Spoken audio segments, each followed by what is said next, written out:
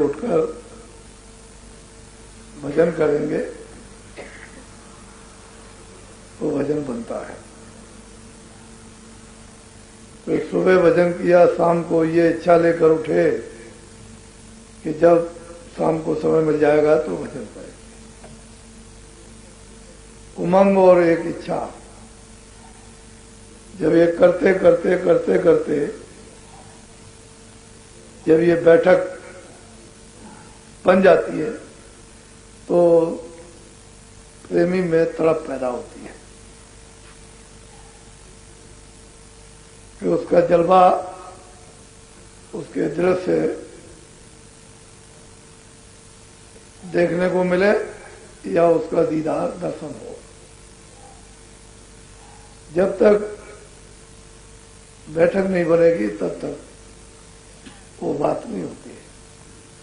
दरवाजे पर बैठ करके आंतरिक मन को, बुद्धि को, चित्त को रोककर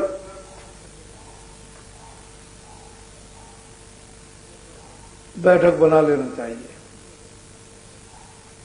जब वहां यादी हो जाएंगे बैठने के तो ये तड़प भी पैदा हो जाती है। और जब तक बैठने के आदि नहीं बनते हैं तब तक तड़प पैदा नहीं होती है। मेहनत का फल सुमरन का, भजन का, ध्यान का उसी तड़प के साथ मालिक दया करता है और मिल जाता है। हम लोग ये बात लेकर न उठते हैं और न सोते हैं। वो सो गए, उठ गए। इतनी बड़ी रात होती है कि 14 घंटे की रात जाड़े में भजन करने का यही मौसम अच्छा होता है जाड़े का। गर्मी बरसात में तो रजाई कंबल नहीं ओढ़ सकते हो, लेकिन इसमें रजाई कंबल ओढ़ के बैठ गए, लेट गए, पसीना नहीं निकला, कोई किसी तरह की मच्छर नहीं काटे, भजन अच्छा बनता है। और जो होशियार जो होते हैं वो इसी मौसम में अच्छी मेहनत करते हैं।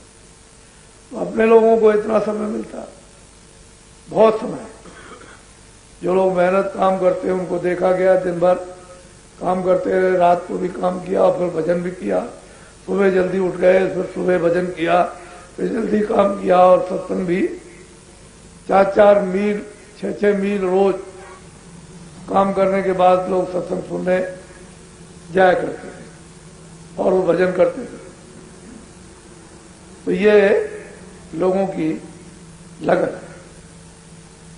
तो काम भी पूरा हो गया और 6 मील चल के भी गए और सत्संग भी सुना और भजन भी किया और रात को 12 बजे वापस आ गए। तो ऐसा लोग करते थे और पैदल जाते थे, साइकिल से भी नहीं, पैदल गए और पैदल आए। तो इस तरह लोगों में लगन थी, प्रेम था। अब इस लगन के साथ करोगे तो फिर बनेगा, नहीं तो बहुत मुश्किल आएगा। क्योंकि शरीर का समय एक एक दिन खत्म हो रहा। ये मत समझो कि हम यहां हमेशा रहेंगे, सबका एक समय है। समय पूरा करने पर सब जाना। 1 मिनट मकान में भी रुक सकते हो। तो असली जिस काम के लिए मनुष्य शरीर मिला वो काम कर लेना चाहिए। ये संसार की दुनिया भी नाना प्रकार की जो बखेड़ेबाजी और चिंता और इधर उधर ये मन को फंसाते हो, इससे कुछ मिलेगा नहीं। ये वैसे ही ये माया भी झगड़ा है। मन इसमें फंसा हुआ है, धोखा दे देगा, फिर यही जीवात्मा गड्ढे में चली जाएगी, फिर कोई पूछ नहीं। तो अभी ये अवसर है इसको निकालने का, इसको यहां से हम लोगों को चाहिए कि बहुत सावधानी के साथ। और मन ये बड़ा दगेबाज है, धोखा देता है और शैतान भी है और दोस्त भी है। कभी दोस्त बन जाए तो काम बना दे और शैतान बन जाए तो फिर बर्बाद कर दे। ये ऐसा है।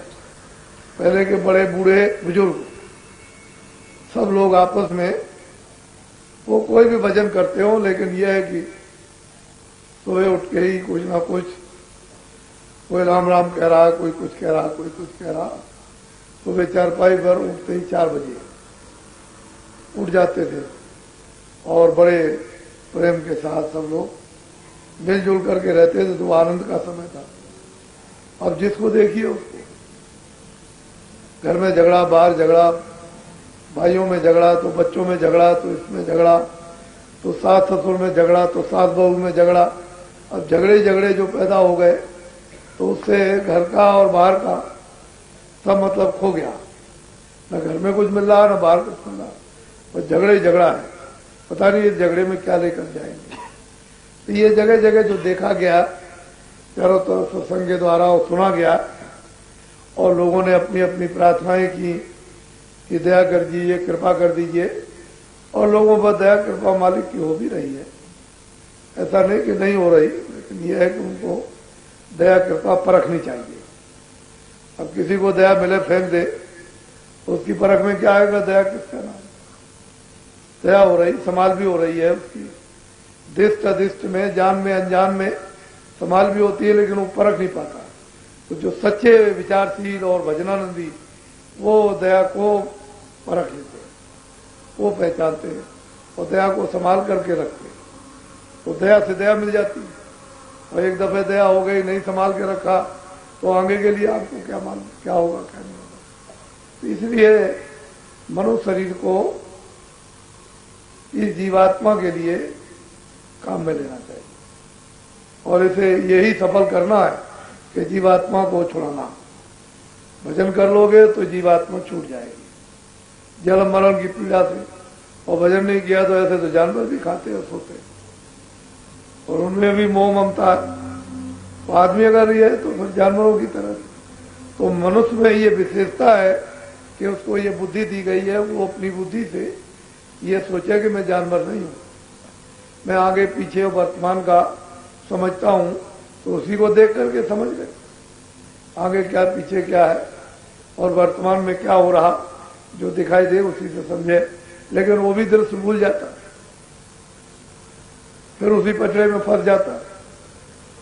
बाप जा रहा है, बच्चा जा रहा है, स्त्री जा रही, पति जा रहा है, ये पड़ोसी जा रहा है, चाचा भतीजा जा रहा, उसी को समझ करके कुछ जान ले तो बहुत कुछ है, लेकिन वो कुछ नहीं, बस वैसे ही का वैसे ही। तो इसलिए मनुष्य शरीर बड़े भाग से मिला है, और जो रास्ता मिलता है वो तो बहुत महसूस है। तो आप लोगों को जो दे दिया गया है, पहले लोग ऐसा नहीं करते, बहुत खरा चढ़ाते थे। जब वो आपकी परीक्षा कर लें कि तुम भजन कर सकते हो कि नहीं, तभी को जो ये तो दया बरत रही, इसको लोग फेंक रहे मालिक की दया से। खैर वो कहीं ना कहीं तो जाएगी, कहीं ना कहीं तो उसका उपयोग होगा ही, लेकिन और जिनको किया गया उन पर नहीं हुआ। तो असल में लोग समझते नहीं, और फिर पीछे जब समय चूक जाएगा, समय समाप्त हो जाएगा, तो पीछे पछताएंगे और फिर कुछ होने वाला नहीं। तो इसलिए जो नामदान मिल रहा है छोटी चीज नहीं है, यह अमूल्य चीज है, और ऐसे समय पर दी जा रही जबकि लोग इसके गाहक भी नहीं, इसके इच्छुक भी नहीं है, और उसके अधिकारी भी नहीं। और वो लोग भी ऐसी चीज पाकर फेंक देते हैं, सो देते हैं। एक दफे अभी हसनापुर में कार्यक्रम हुआ, तो वहां लोग गए उपदेश करने के लिए। तो उन्होंने बताया एक गांव में गए, उपदेश हो रहा था, तो एक मतलब एक कोई ठाकुर होंगे, वो आए हापड़ में, यात्रा में नामदान ले गए, फोटो लगा लिया उन्होंने, और उसके बाद में मतलब यह है कि तो बुलाया कि मैं भी भाई स्वामी जी को मानता हूं, और मैंने भी नामदान लिया और स्वामी जी की फोटो लगी है, लेकिन जो नामदान दिया तो मैं भूल गया। तो असली बात यह है कि ये उनकी जिम्मेदारी थी कि जो भी चीज दी गई थी उसको याद कर लेते, उसको फिर से फेरते, मिलते और पूछते, तो वो समय उतना खराब नहीं होता, और फिर बैठ के भजन करते तो उससे कमाई हो जाती, उस आत्मा के लिए धन इकट्ठा करते। तो ऐसे जीवन भर भूल के बैठे रहेंगे और फोटो लगाए रहेंगे, करेंगे कुछ नहीं, तो क्या होगा। असल में चीज ये है कि बहुत से लोग नामदान ले जाते हैं और बस उसके बाद में बैठ गए, भूल गए, तो मिलते जुलते नहीं है। मिलने जुलने का मतलब ये कि जो आपको चीज दी गई है उसको रमा कर लो, उसको याद कर लो, उसको फिर को दोबारा फेर लो, जब फेरोगे तमोली की तरह से पान को, तो पान सड़ेगा नहीं, नहीं तो पान सड़ जाएगा। तमोली तो रोज पान को फेरता रहता है। ऐसे ही बराबर जो भेद दिया गया उसको फेरते रहो, तमोली की तरह से कहीं भूल ना जाओ, कहीं छोड़ ना बैठो, आगे पीछे ना कर दो, तब फल फायदा देता है। तो लोग घर में जाते हैं, भूल जाते हैं, और बस फिर कभी कोई मिला तो कहते हैं भाई मैं तो उस सन का मैं नामदानी था। अरे किस बात के नामदानी थे? अभी तक तुमने कुछ किया नहीं, कैसे नामदानी? नामदानी तो होता है जो भजन में जुट जाता है, उसका नाम नामदानी है। उसी को कहते हैं कि भाई सच्चा प्रेमी है और बराबर सत्संग में आएगा जाएगा, और नहीं आते जाते हैं तो वो धन और दौलत जो घर में है वो किस काम आएगी, तो छोड़ करके यहीं चले जाएंगे। जिसने इसको जमा किया है वही छोड़ के जा रहा है, उसी की मिट्टी जा रही है और जलाया जा रहा, तो बाकी वो क्या जा सकता है? कुछ नहीं जाएगा। तो ये अमोलक चीज है जो आपको ऐसे ही फेंक दी गई कि चलो भाई कोई मतलब है ले ले इसका, तो वो लोग समझते नहीं, वो समझते ऐसे ही। फिर कितने ठोकर खा के यहां से चले जाते हैं। अरे भाई कितने लोग यहाँ आए, रोज नामदान हुआ। अभी खबर आई कि हमने मतलब है कि अभी हमने नामदान, तुम यहाँ रहे 5-7 दिन तक यहाँ रहे, रोज नामदान होता रहा और उसको नामदान ही नहीं दिया, पता नहीं कहाँ बैठा रहा।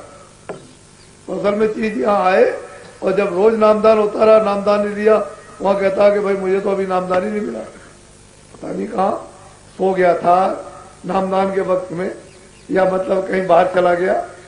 तो असल में चीज ये है कि यहाँ आकर के भी और खाली चले जाओ तो फिर इसका माने ये है कि तुम्हारा बड़ा दुर्भाग्य है।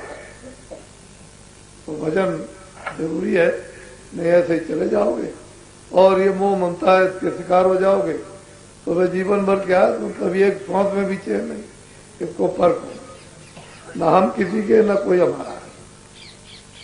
अरे भाई बीच में अकेले आए थे ना, कुछ तो लेकर नहीं आए थे, नंगे आए, और बीच में ये सब बखेड़े पैदा हो गए कि चलो गृहस्थ आश्रम में ये मतलब है कि विवाह हो गया, स्त्री आ गई, ये बच्चे आ गए, ये परिवार आ गए, ये जाति आ गई, ये मिलने जुलने वाले ये आ गए, लेकिन जब जाने का समय हुआ तो न कोई परिवार जाएगा, न कोई स्त्री जाएगी, न कोई पति, और सब छोड़ के चल दिए।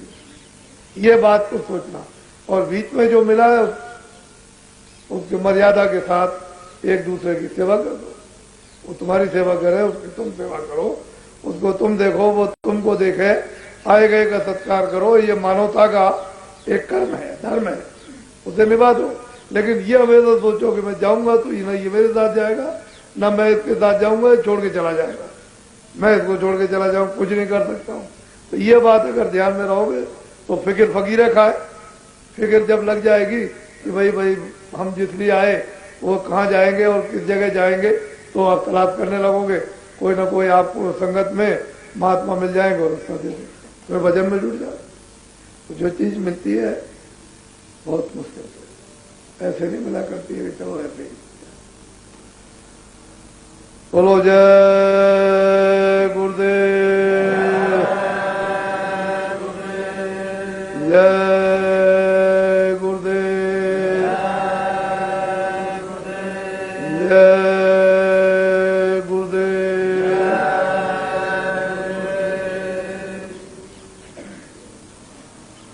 अब आप सब लोग 8 बजे मंदिर पर वहां समाधि पर पहुंचे, 8 बजे।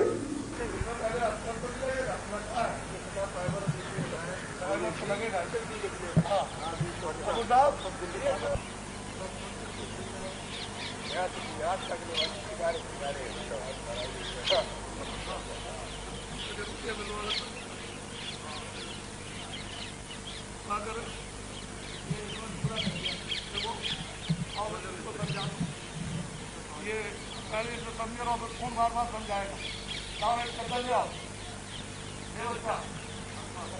आगे कदम जाओ, वहां से पूरा बनाए। देखो